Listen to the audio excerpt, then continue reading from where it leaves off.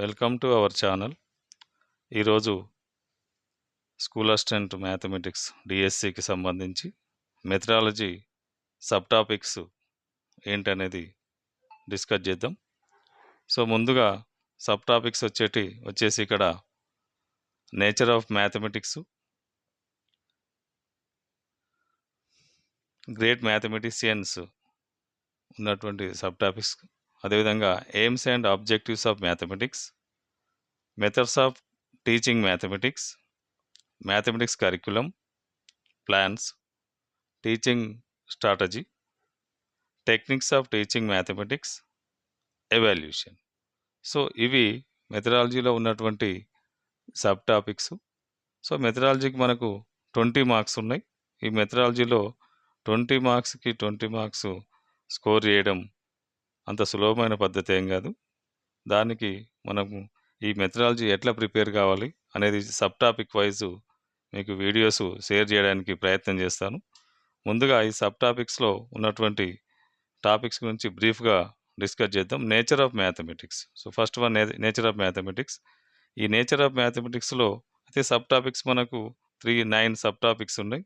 20 marks కాబట్టి ప్రతి sub topic గురించి 1 లేదా 2 క్వశ్చన్లు కంపల్సరీ వచ్చే అవకాశం ఉంది. సో నేచర్ ఆఫ్ మ్యాథమెటిక్స్లో వాట్ ఈజ్ మ్యాథమెటిక్స్ అని అన్నప్పుడు మనం వాట్ ఈజ్ మ్యాథమెటిక్స్ అంటే మ్యాథమెటిక్స్ ఈజ్ ఏ యూనివర్సల్ అని చెప్పొచ్చు, లేదా ఇట్ ఈజ్ ఏ అబ్స్ట్రాక్ట్ అని చెప్పొచ్చు, లేదా ఇట్ ఈజ్ ఏ సిస్టమాటిక్ అని చెప్పొచ్చు. సో ఈ రకంగా నేచర్ ఆఫ్ మ్యాథమెటిక్స్లో క్వశ్చన్స్ అడిగే అవకాశం ఉంది. అదేవిధంగా గ్రేట్ మ్యాథమెటిషియన్స్లో ద మ్యాథమెటిషియన్ కాంట్రిబ్యూషన్, మ్యాథమెటిక్స్లో కాంట్రిబ్యూషన్ ఆఫ్ గ్రేట్ మ్యాథమెటిషియన్స్ ఏంటంటే ఒకసారి చూసినట్లయితే గ్రేట్ మ్యాథమెటిషియన్స్ గురించి కూడా మనం తెలుసుకోవాల్సిన అవసరం ఉంది. కాబట్టి ఇందులో దీనిపైన కూడా క్వశ్చన్స్ అడిగే అవకాశం ఉంది.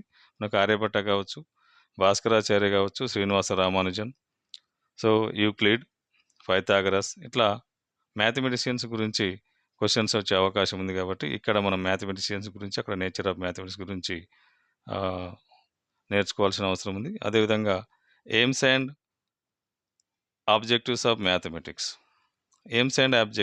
మ్యాథమెటిక్స్ గురించి కూడా క్వశ్చన్స్ అడిగే అవకాశం ఉంది. What are aims of mathematics, ఆ మ్యాథమెటిక్స్ ఏంటనేది మనం ఆబ్జెక్ట్స్ ఆఫ్ మ్యాథమెటిక్స్ అనేది మనం సబ్జెక్టు టాపిక్ వచ్చినప్పుడు డిస్కస్ చేద్దాం.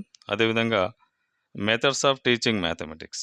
సో మెథడ్స్ ఆఫ్ టీచింగ్ మ్యాథమెటిక్స్లో మ్యాథమెటిక్స్ టీచింగ్ లెర్నింగ్ ప్రాసెస్లో మ్యాథమెటిక్స్ మెథడ్స్ ఏంటి? మనకు inductive method, deductive method, lecture method, so laboratory method, project method, ఇట్లా రకరకాల మెథడ్స్ పైన కూడా క్వశ్చన్స్ అడిగే అవకాశం ఉంది.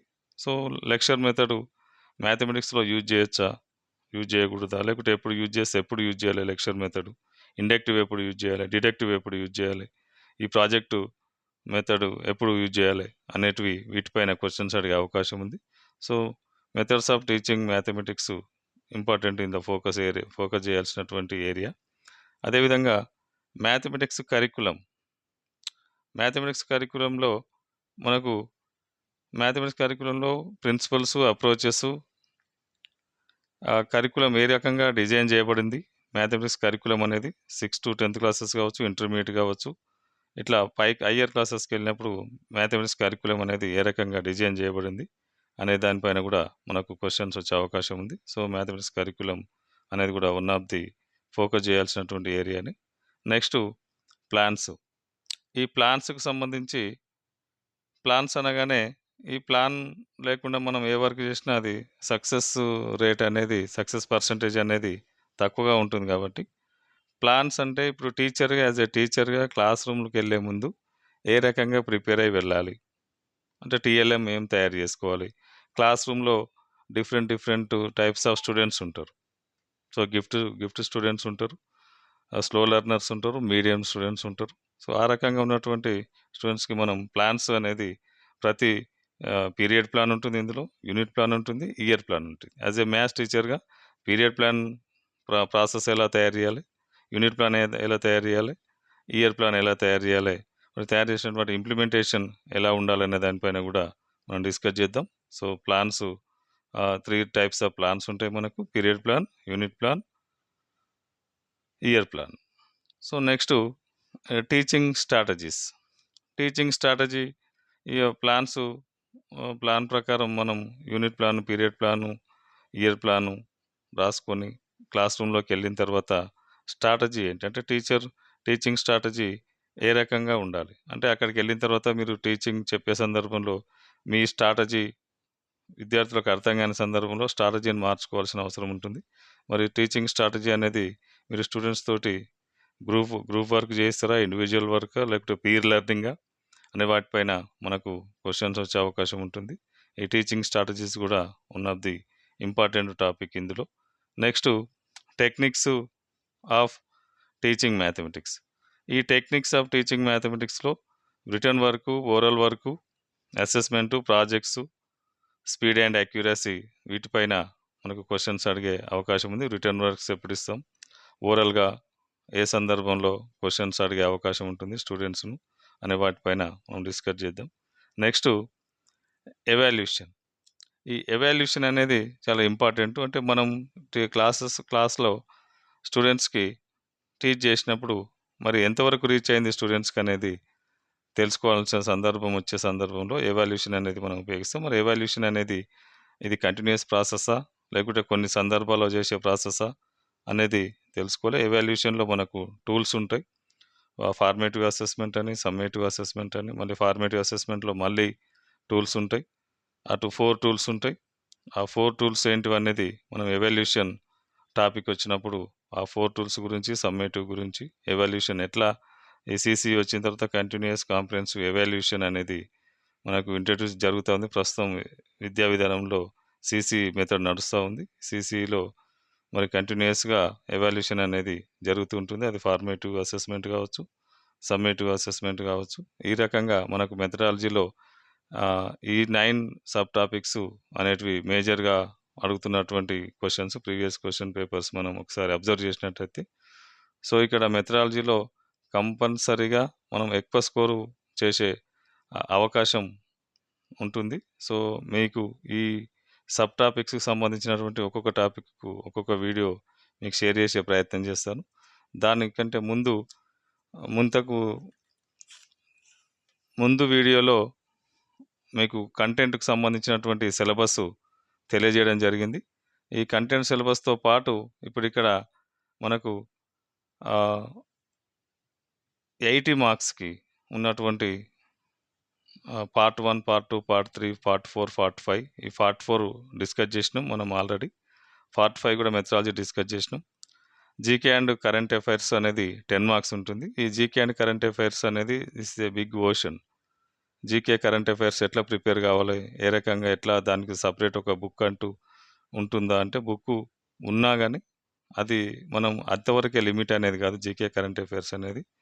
సో అది మనం డైలీ న్యూస్ పేపర్ చదవడమా? లేకుంటే వార్తలు వినడమా? వార్తల ద్వారా నేర్చుకోవడమా? అనేది వీటిపైన ఎక్కువగా ఆధారపడి ఉంటుంది కాబట్టి జీకే కరెంట్ అఫైర్స్ ఆ రకంగా ప్రిపేర్ కావాలి. Next perspectives in education 5 marks ఉంది.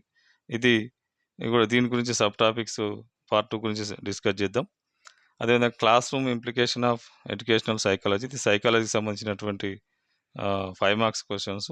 ఇది సైకాలజీ టాపిక్స్ ఏమైనా అవసరం అన్న దగ్గర మీకు ఇంట్రడ్యూస్ చేసే ప్రయత్నం చేస్తాను. ముందుగా ఇప్పుడు పార్ట్ 2కి సంబంధించి పర్స్పెక్టివ్స్ ఇన్ ఎడ్యుకేషన్‌కు 5 మార్క్స్ ఉన్నాయి దీనికి. దీంట్లో కూడా మనకు ప్రస్తుతం ఉన్నటువంటి విద్యా వ్యవస్థ ఏ రకంగా ఉంది? ఇంతకుముందు ఎట్లుంది? దాని మార్పులు, చేర్పులు ఏంటివనే దానిపైన ఇక్కడ క్వెషన్స్ అడిగే అవకాశం ఉంటుంది. ఇక్కడ పర్స్పెక్టివ్ ఎడ్యుకేషన్‌లో ఫస్ట్ సబ్ టాపిక్ వచ్చేసి history of education. History of ఎడ్యుకేషన్‌లో మనకు ఇండిపెండెన్స్ ముందు, ఇండిపెండెన్స్ తర్వాత ఎడ్యుకేషన్ వ్యవస్థ, విద్యా వ్యవస్థ ఏ రకంగా ఉంది అనే దానిపైన క్వెషన్స్ అడిగే అవకాశం ఉంది. ఎడ్యుకేషన్ తర్వాత కూడా మనకు కమిషన్స్ మొదలయ్యారు కమిషన్ అని, ఈశ్వరీబాయి కమిషన్ అని, ఆపరేషన్ బ్లాక్ బోర్డ్స్ అని ఇట్లా మనకు ఇంట్రడ్యూస్ చేయడం జరిగింది. వాటిపైన క్వెషన్స్ వచ్చే అవకాశం ఉంటుంది. నెక్స్ట్ ఇక్కడ టీచర్ ఎంపవర్మెంట్. టీచర్ ఎంపవర్మెంట్‌లో టీచర్స్ ఏం రికార్డ్స్ మెన్షన్ చేయాలి? రిజిస్టర్స్ ఏం మెయింటైన్ చేయాలి, ఆ రకంగా యాజ్ ఎ టీచర్గా మీరు ఏ రికార్డ్స్ మెయింటైన్ చేయాలి, ఎట్లాంటి రికార్డ్స్ మెయింటైన్ చేయాలనే దానిపైన మనకు డిస్కషన్ ఉంటుంది. అదేవిధంగా educational concerns in contemporary India, educational concerns పైన కూడా మనకు క్వశ్చన్స్ వచ్చే అవకాశం ఉంది. ఈ ఎడ్యుకేషన్ కన్సర్న్స్లో మరి క్వశ్చన్స్ అడిగినప్పుడు ఈ ఎడ్యుకేషన్ కన్సర్న్స్ కాంటెంపరీ ఇండియాలో ఎడ్యుకేషన్ సిస్టమ్ ఏ రకంగా ఉంది, మరి ఇప్పుడు స్టేటు సెంట్రల్ కాంబినేషన్లో education central policy and state policy రెండు ఇంప్లిమెంట్లు చేస్తడం జరుగుతుంది. వాటిపైన క్వశ్చన్స్ వచ్చినప్పుడు వాటికి క్వశ్చన్స్ ఏ రకంగా అడుగుతుండు, ఏ రకంగా ప్రిపేర్ కావాలని ఈ సబ్ టాపిక్స్కు మీకు వీడియో చూపించే ప్రయత్నం చేస్తాను. అదేవిధంగా యాక్ట్స్ అండ్ రైట్స్ కూడా మనకు ఇందులో సబ్ టాపిక్ ఉంది రెస్పెక్టివ్ ఎడ్యుకేషన్లో.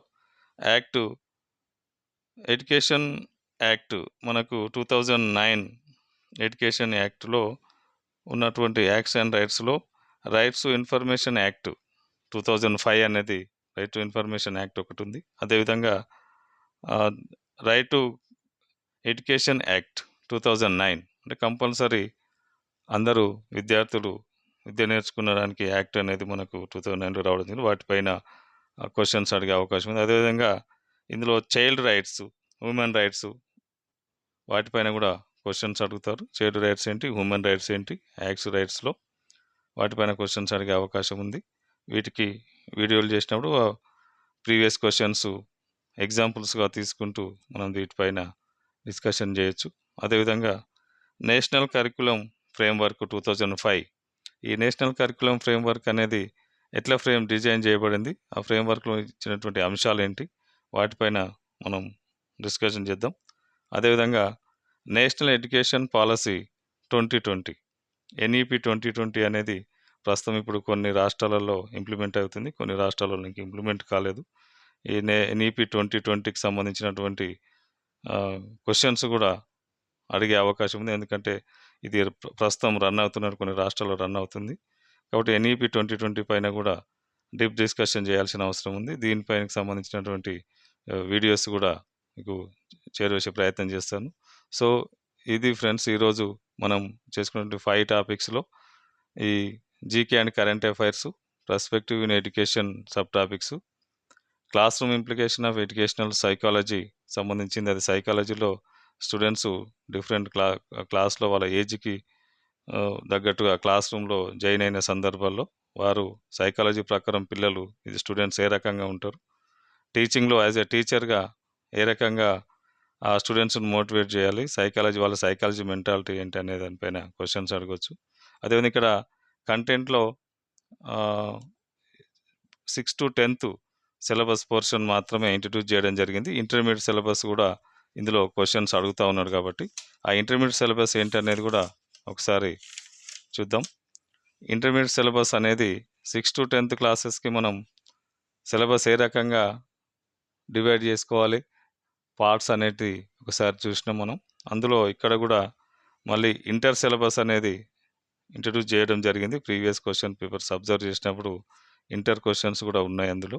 So functions, mathematical induction intermediate సిలబస్లో ఉన్నటువంటి టాపిక్స్ ఇవి. Matrices, complex numbers, permutations and combinations, binomial theorem, ellipse, hyperbola, vector algebra, calculus.